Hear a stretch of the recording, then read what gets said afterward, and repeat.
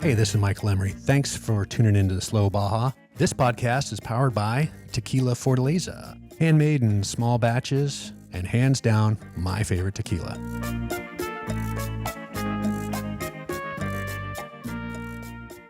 Well, if you've been listening to me for a while, you know I'm an absolute minimalist when it comes to Baja travel. But the one thing I never leave home without is a good old paper map. And my favorite is the beautiful, and I mean beautiful, Baja Road and Recreation Atlas by Benchmark Maps. It's an oversized 72-page book, jam-packed with details, and now you can get it from me at slowbaja.com. That's right. You can get it in the Slow Baja shop, and in fact, you better get two. One for your trip planning at home and one for your Baja rig. And if you love maps and you can't get enough of them like me, let me tell you about two sites I am absolutely obsessed with. Eastview MapLink and longitudemaps.com. Whatever you're looking for in maps, it's there. From the entire Benchmark collection to Baja wall maps to custom maps, you'll find it all at longitudemaps.com or evmaplink.com. You know, I've long said it, ask your doctor if Baja's right for you. Well, if you've been hankering to get down to Slow Baja with me, you got to check out the Adventures tab at slowbaja.com. All my trips are there, from my famed fall vintage extravaganza to my winter and summer expeditions, which are open to trucks of any age. You know, on a Slow Baja expedition, your meals are always included, which really does take the sting out of camping. And when we get off the trail, let me tell you, we have the happiest of happy hours. If good dirt roads, private campsites, ranch stays, great food, and great people sounds like your kind of fun, well, you got to check out the Adventures tab at slowbaja.com. But don't delay. These trips are small, they're highly immersive, and they will sell out. And folks, just so you know, I am always here for you for your Baja trip planning questions. One question, 100 questions. The easy way to get me is slowbaja.com/contact. And if you'd like to go to Baja and you don't want to go by yourself, you don't have a vintage vehicle, my winter trip doesn't work out for you, I am happy to talk to you about organizing and leading a private guided tour. I've done it. I've loved it. The pictures are over there at slowbaja.com/adventures, and you can check them out. And if you've got some questions, let's talk. From the Scheel-Mann recording booth at Slow Baja Studios, thanks for tuning in to today's Slow Baja. My heaping dose of gratitude goes out to Justin Robbins, Rodney Willis, and the entire team at Redline Land Cruisers in Colorado Springs. You know, I drove old Slow Baja up to Monterey for a couple days at Car Week, the brand new event sports car vacation land. That was pretty cool. Got to have Slow Baja on display there and got to tell people all about the Slow Baja Vintage Expedition and my winter expedition. So thanks to the boys from the Overcrest Rally for getting that set up and including me. And then I drove out to Colorado Springs. It's 1,300 something miles to get out there, and I drove out there so that I could get my truck into Redline Land Cruisers. They are FJ40 specialists.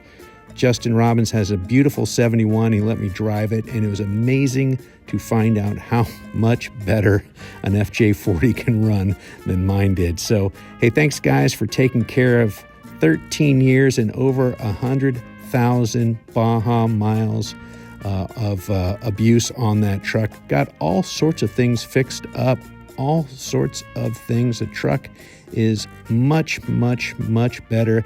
And if you have an FJ40 or a 60 or an 80 or one of those right-hand drive Prados that came in JDM or whatever, you should get it out there to Redline Land Cruisers. Those guys really are amazing. I cannot wait to test my brand new bougie Baja buttery soft suspension lift. I took off a 1-year-old Old Man Emu suspension to put this one on, and I cannot wait to test it and tell the guys back at Redline how much nicer my truck is in the dirt. All right, well, today's show is with Toby Pond, and I could not have driven 3,000 something miles in my old Land Cruiser if I didn't have Scheel-Mann seats. By far the best modification I've made on my truck. And Toby Pond is the guy. He's the Scheel-Mann distributor for the USA. He's a big Baja fan. That's where we met originally when I was doing the Nora stuff. Met Toby Pond through that. And again, I can't say thanks enough for Toby doing what he does. And I have a set of Scheel-Mann seats in my truck because really it did make the drive a heck of a lot nicer. All right, without further ado, we're talking Baja, we're talking Scheel-Mann seats. Toby Pond today on Slow Baja. Toby Pond, what a delight to be here in the shade of your Scheel-Mann. Scheel-Mann? Yeah, Scheel-Mann, but I'm not German. I don't speak German, and so I don't correct anybody. You can pronounce that however you prefer. I have a German dog right here in my lap. Frank is hanging out for this podcast. He's absolutely wiped. We're at Overland Expo PNW, and I'm just delighted to see you. Thanks, man. Me too. Glad you're here. Yeah. So we met. Yeah. We met on a roadside in Baja. I was getting the old bench seat at a Mag 7 pit repaired after it had broken, and we started talking about seats and if I had ever considered aftermarket seats. And I got to admit, I was a little cranky. And then I said to myself, don't be that cranky guy. This guy wants to talk seats. And then we started having a little sip of tequila, and then I realized who you were. You're Scheel-Mann, best seats in the world. Yeah. And then I had those best seats in the world in my truck, which has really changed my life. What's different? I don't hurt. I don't hurt. I don't come home from a Baja trip and literally, honestly, sincerely need $1,000 of back repair. Massage, chiropractic, acupuncture, all that was routine after going to Baja for 2 weeks. So finest seats in the world are actually saving me money. That's awesome. So that's the end of the blatant self-promotion period. But how did you get going to Baja? You were part of a team that year supporting a Porsche that was racing in Nora out of Portland area, right? Yeah. So it's for Baja for me started in the 90s. I actually went down there and volunteered to help lay cinder blocks at an orphanage. And I slept out under the stars and went hiking behind the orphanage in the rocks and met the people that were there. And every moment just resonated with me internally and externally, and I knew I had to go back. And it wasn't until about 9 years ago a friend decided to take on the challenge of trying to finish the Nora in a Porsche 911, an air-cooled 911. And over the years, people had tried to do that, but had failed. And so naively, we said, let's see if we can do it. And so I invited myself along to Jeff Gamroth's team, and he had bought a Pinzgauer 6x6 as a chase vehicle, also super naive, not understanding the pace that was needed to kind of keep up. 250 might have been appropriate. Yeah, maybe like a plumber's truck would have been way more appropriate. Yeah. And so that was the first year, and I kept inviting myself back and helping with logistics and working on cars and helping the racers, and it's one of those years. My wife met us at the end of the trip, and she saw this enthusiasm and the joy that was coming from everyone that had just done this adventure, and she said, I want to be a part of that. I want to do it. Why don't you and I do it in a G-Wagon? And I said, absolutely not. You're crazy. So when I had met you, actually, that trip we were doing the safari. Yeah, you were in the Slow Baja Safari, which so we met previous to that when you were supporting the Gamroth Porsche, and then you came back in that, and then you graduated to an actual racing vehicle of your own. Exactly. Yeah, you came through the introductory to Baja program of Slow Baja Safari, and moved up into a really cool like Dakar rally. The stars aligned, and we found a truck that some friends of mine had built to do the Sonora navigational rally in northern Mexico, and they had been successful a couple times. but kind of reached the end of their financial road and time allowment to go racing. And so the truck had been sitting for a number of years in the desert, and we revived it and then kind of transformed it into the truck you saw, and then my wife and I did that. Yeah. And talk about that livery a little bit. Yeah, so Historic. It's and historic. beautiful. I really enjoy all kinds of motorsports events, and one of them being the road rally and off-road rally with cars in Europe. And there was a bunch of cars ran a Bastos cigarette livery in the 80s, and so we came up with like an homage to that livery, but using the German flag colors. And then Motul stepped in and helped support us, and so we put their logo on the side, and yeah, it was really fun.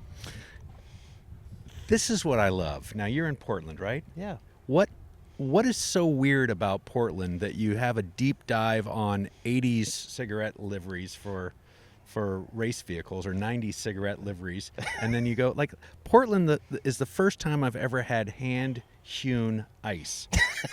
Artisanal ice, yeah. I was at the Imperial, Yeah. and I ordered a Fortaleza, and I'm expecting it on the rocks, or on a big ice cube, and the guy gets out his saw and starts sawing off a perfect That's the most square. Portland thing I've ever heard. Yeah, perfect square of ice. So you've adapted a historic cigarette livery Yep. to your sponsor Motul, and the truck was beautiful. Thanks, man. Yeah, it was fun. And have you been back for the Nora since then? Unfortunately, I haven't. So Okay. All right. yeah. All right. Yep. Well, I'm done with Nora too, so, so feel free to come along on the Slow Baja in October or in March.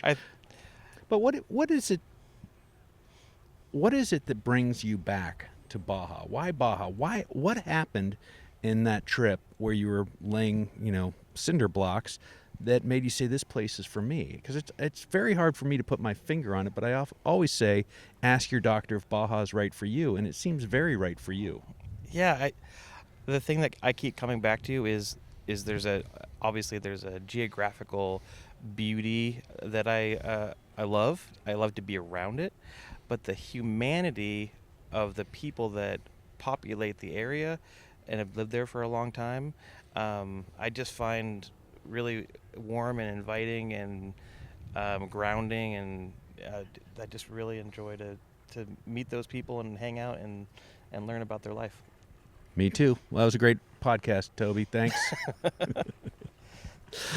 So what's keeping you busy now? You've got the best seats in the world. What's keeping you busy? Do you have a Baja trip coming up? I don't have a Baja trip coming up. So we have a small business, and it's very time consuming to do that right. And so my wife is doing 15 different jobs and things I can't imagine even would need to be done. She does, and doesn't even tell me that she did them, because they just need to be done. And then I'm busy.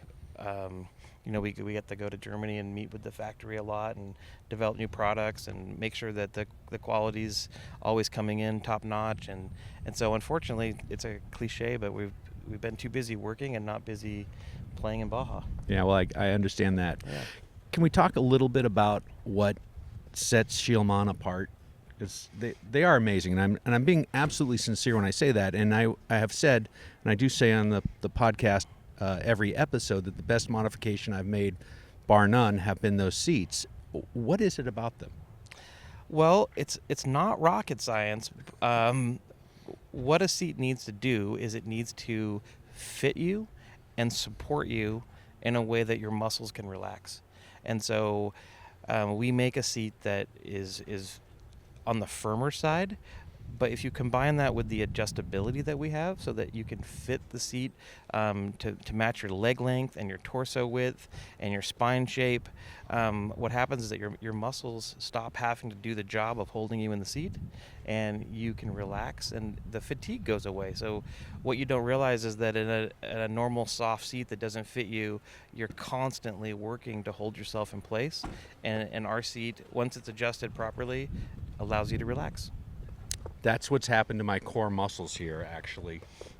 going from the bench seat. I had a real six-pack that was holding me in. And once I got That's all those my fault. Yeah.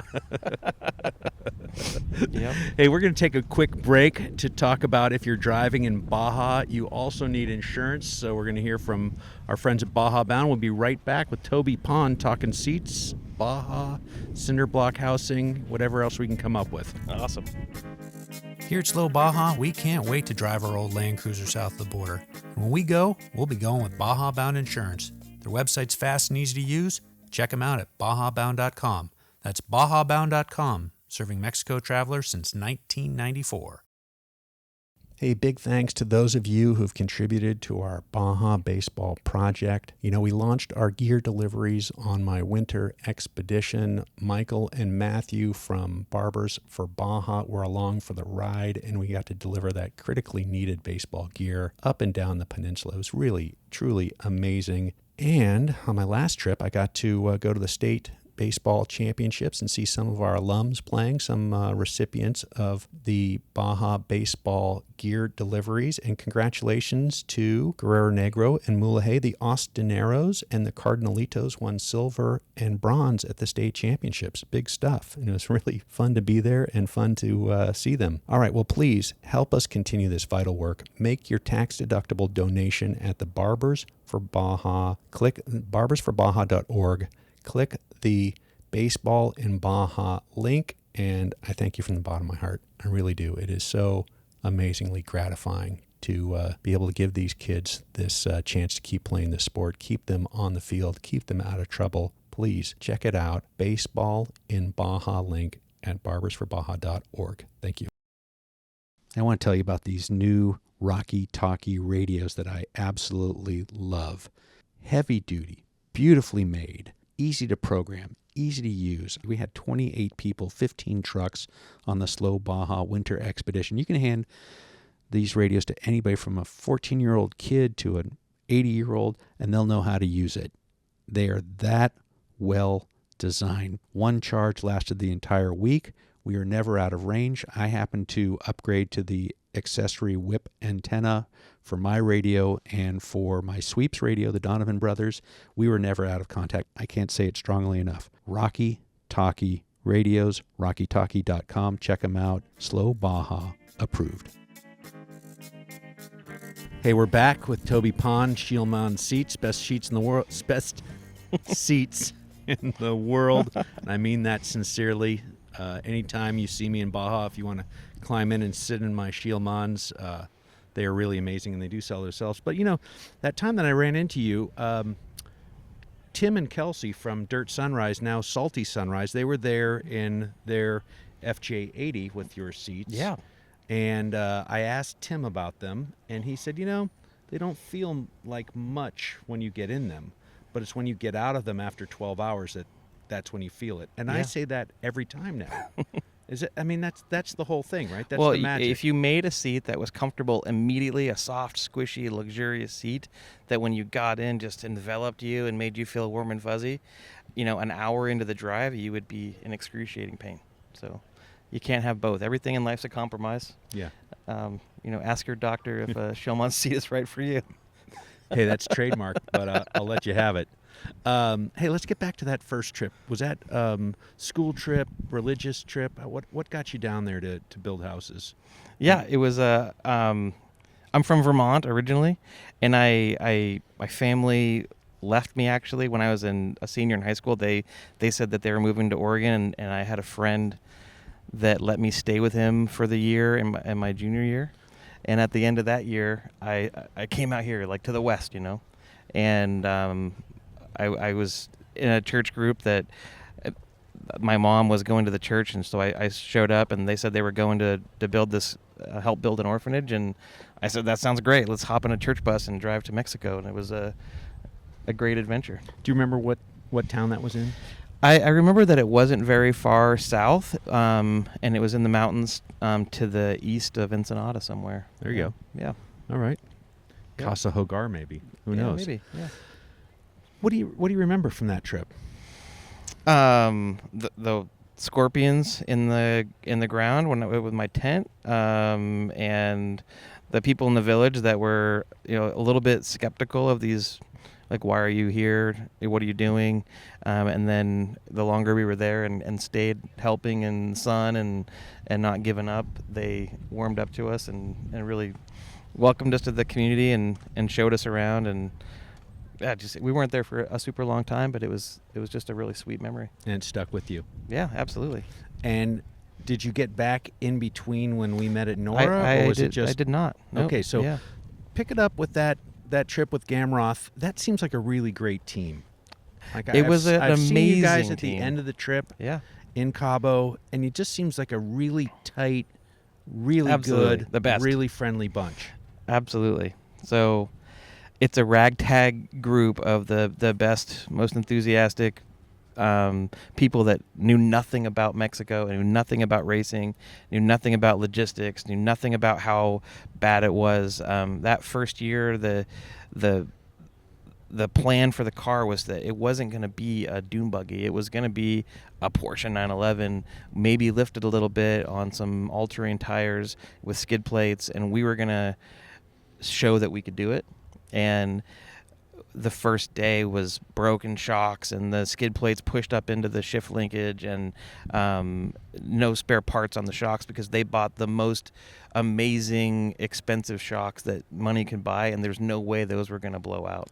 So the first night and ignorance is bliss, isn't it? Yeah, the first night in San Felipe, they were 3:00 in the morning. We were at a Volkswagen, a really generous little mechanic shop opened up, and he had like an SU carburetor rebuild kit that had the right size O-rings to fix the shocks, and we were borrowing oil from other teams, and it was the most demanding, physically demanding. We didn't, as you know, there's a party every night, and we were so slow and so broken that every night we came in well after the party, and we didn't have plans on where we were going to get food, and so these mechanics were working their butt off under generator lights with no tacos and no beer, and but it was at the same time coming together, humanity coming together with the local community and the other racers and the weather, and it was just, if you tell somebody how bad it is,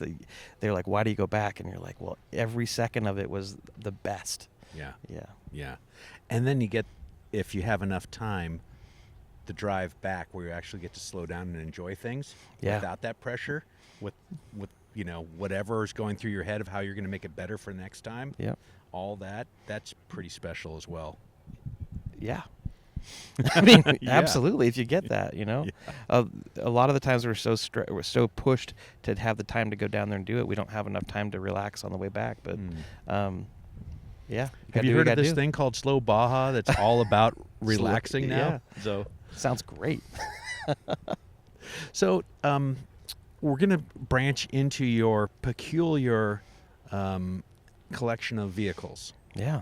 And I say peculiar in the nicest sense, the nicest from my heart. Okay. I find it's your eclectic might be a little bit nicer way to spin that. Peculiar is probably not the right word, but you have an eclectic sense, design led in my mind.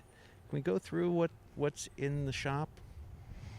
Oh, geez. Are you willing to? Yeah, sure. Divulge? Yeah. So it's probably all on your website or all on your. No, Instagram I kind of. It's not. I'm not trying to hide it from anybody, but I don't try to. I don't put everything out there all the time.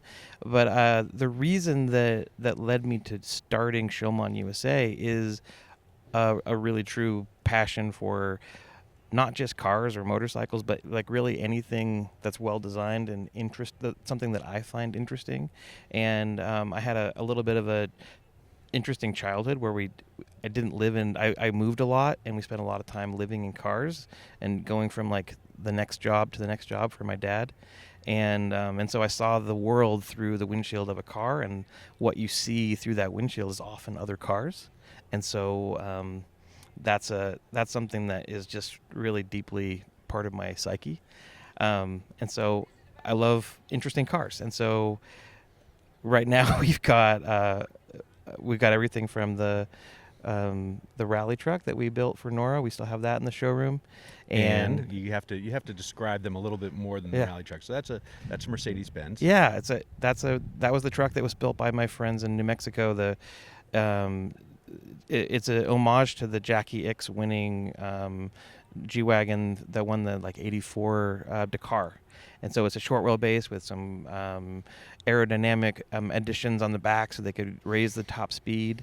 And it has a really famous Mercedes engine called an OM606. So it's reliable, but also builds really good power and revs high, and makes it pretty flexible as a rally truck. And yeah, that's a really special truck. The team of people who built that originally are really special. There's a really great community of really authentic G-Wagon enthusiasts, and the 3 people that built this truck are really a fundamental key group of authentic people that are part of that community. And actually since then, one of them had cancer and died, and so him being a part of that team is really special in the community. And so I'm really honored to have the truck and have been able to continue the journey of racing it and being successful racing it. Even though we didn't go fast, we finished the race, and that exceeds all expectations. So that's a really special truck. Yeah. Yeah. And you've got this fabulous Austrian Well, version yeah. of the G here. Tell me about that one. Yeah, so the one that's here at the show today. The one that's here that you can't see. You That's can't around see? the corner over Yeah, that's here. the B-roll truck. Yeah. It's called the code name for the German military was it's the Wolf, and that I think the German military had a lot of different Wolves, but it's a fun little short wheelbase soft top G-Wagon. The windshield folds down. There's no door tops, and so you can really make it a very very lightweight, kind of scrambly fun truck, and that one has a similar engine to the rally truck. It's a 5-cylinder version of the same engine, so it revs high and has a lot of power, and so that you have this relatively lightweight G-Wagon that makes power and has no top, and the windshield folds down and has great seats, and so that's a very fun truck. Very unique. Other than lightweight, it sounds a lot like my Land Cruiser. Yeah, well, it's not when I say lightweight then- compared to and a then- G-Wagon with a yeah, roof. Yeah, and my Land Cruiser's not high revving. Yeah. But my Land Cruiser has great seats and no doors. It's a similar combination. Yeah. And what else? You've got an Alpine. Yeah, so there's a French car called a Renault Alpine A110, Fabulous and rally car in its fabulous. day. Won the world. It was won the first World Rally Championship, and won Monte Carlo many times. So that's a project that is a really special car that was owned by a gentleman in Flagstaff, Arizona, that just really lived and breathed all types of adventure and rally. Both with motorcycles and cars, and this was part of his estate. And so I was able to meet his wife, and she sold it to me, and it wasn't running, and so we're kind of getting it back on the road and sorting it out, and looking forward to using that in competition. Yeah. And something that's exiting. We talked about it a Yeah, little earlier. so that's exiting part the of the collection story with to- that is to make a Series 2 Lotus 7 that was just a really beautiful original patinaed car.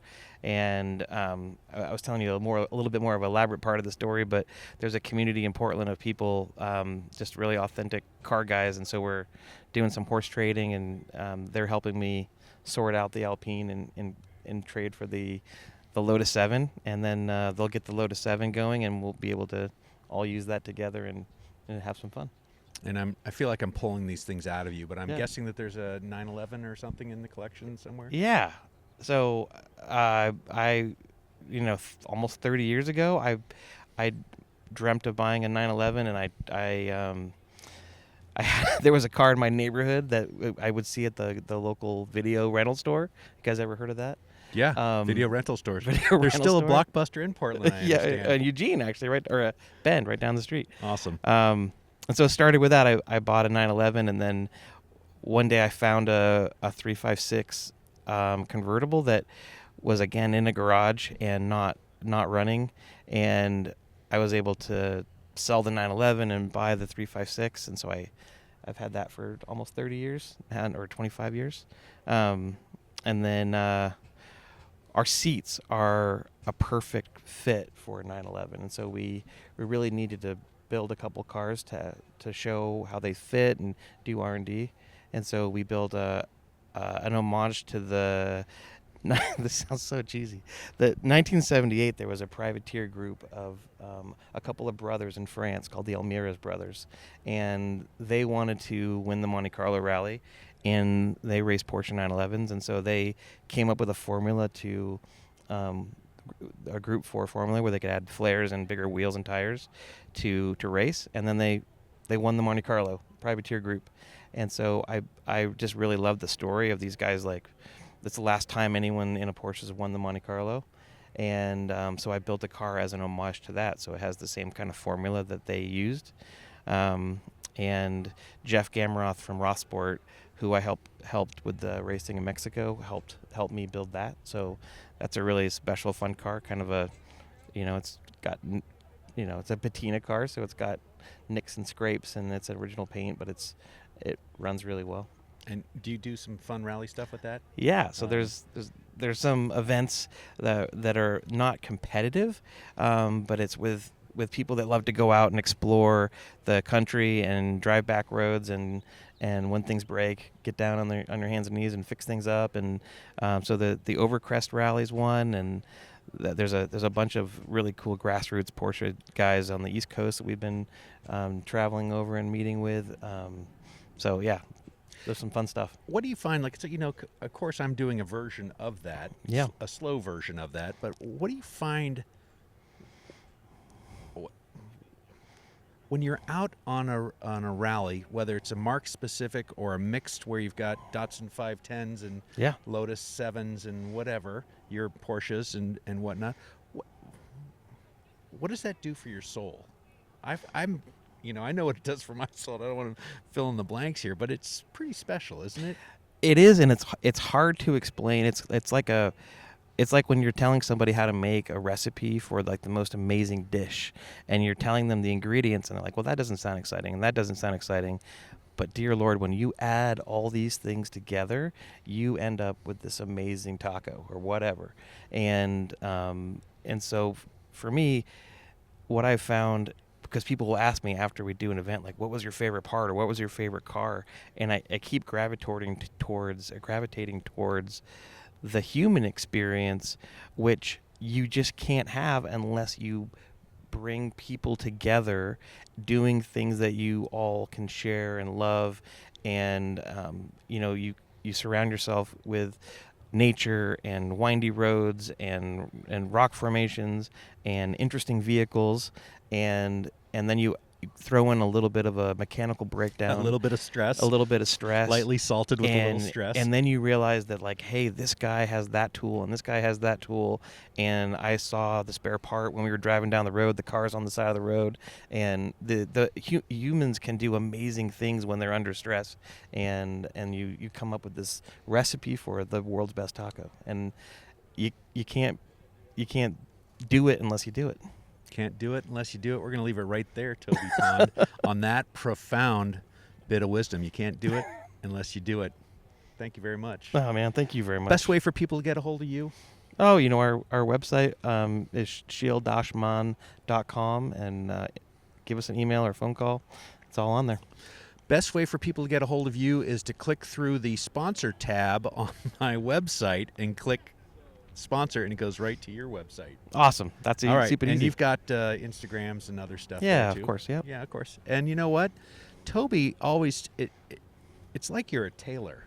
It's like you're a tailor with the tape measure around your neck, measuring people up to get people the right fit for their rigs. And it really is a special skill, and I really appreciate you sorting my You're very welcome. My ride out with the seat for me that's the right size and the seat for Ted that's the right size.